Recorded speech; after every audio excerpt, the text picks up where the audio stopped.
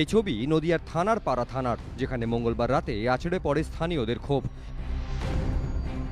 ইট বৃষ্টি করা হয় ওসির বাড়ি লক্ষ্য করেও।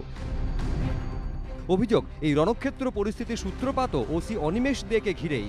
থানা থেকে কিছুটা দূরে এই বাড়িতে ভাড়া থাকেন তিনি। বাড়ির মালিক খেসমত আলী মণ্ডলের সিমেন্টের ব্যবসা। বাড়ির একতলায় একটি সিমেন্টের গুদামও রয়েছে। খেসমতের দাবি, মঙ্গলবার দুপুরে গুদামে ছিলেন তার ভাই সাদিকুল। সে সময় গুদামে সিমেন্ট নিয়ে আসা একটি লরির চালকের সঙ্গে তার কিছু বাদানুবাদ হয়। অভিযোগ, সে সময় ওসি হঠাৎই দোতলা থেকে নেমে আসেন। কোনো কিছু না শুনেই তিনি সাদিকুলকে মারধর শুরু করেন। তারপর মারতে মারতে থানায় নিয়ে গিয়ে লকআপে ভরে দেন। দেখছি ছোট ভাইয়ের ফোন আসলো, কি হলো? তো বলছে এরকম ভিজা সিমেন্ট দিচ্ছে, আমি নিচ্ছি না, এই নিয়ে কথা হচ্ছে। বড়োবাবু এসে আমাকে গরম দেখাচ্ছে। লোকজন ছিল, তারা বলছে যে এরকম ব্যাপার, সিমেন্ট নামাচ্ছিল না, এই নিয়ে ওর ড্রাইভারের সঙ্গে কথা কাটাকাটি হয়েছিল। আর বড়োবাবু উপর থেকে এসে এরকম অন্যায়ভাবে মারতে মারতে থানায় নিয়ে গেল। থানাতেও সাদিকুলকে মারধর করা হয় বলে অভিযোগ।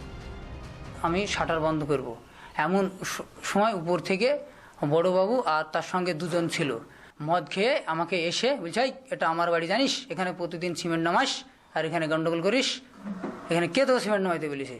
এই বলে আমাকে মারতে মারতে থানায় নিয়ে চলে যাই, ব্যাপক মারধর করে আমাকে। বিনা অভিযোগে ওসি সাদিকুলকে মারধর করেছেন, এই কথা চাউর হতে এলাকাবাসী ক্ষিপ্ত হয়ে ওঠে। রাতে তারা চড়াও হয় থানার পাড়া থানায়। ভাঙচুর করা হয় গাড়ি, পুড়িয়ে দেওয়া হয় বাইক। তো বড়োবাবুর সঙ্গে একদিক করতে করতে ঝামেলা লেগে গেল। ঝামেলা লেগার পর গার্ড আসলো, গার্ড এসে মারতে মারতে দুজনকে ওখানে নিয়ে চলে গেল। স্থানীয় ছেলেগায় মারছে, বিনা দোষে মারছে, এই জন্য পাবলিক খেপে গেছে, এই জন্য ভাঙচুর মারামারি।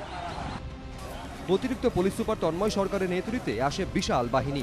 জনতাকে ছত্রভঙ্গ করতে কাঁদানে গ্যাসের শেল ছোড়ে পুলিশ।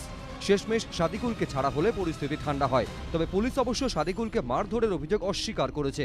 অতিরিক্ত পুলিশ সুপারের দাবি, দুজনকে মারপিট করতে দেখে ওসি একজনকে থানায় নিয়ে যান, তবে মারধর করা হয়নি। প্রদ্যোৎ সরকার, এবিপি আনন্দ, নদিয়া।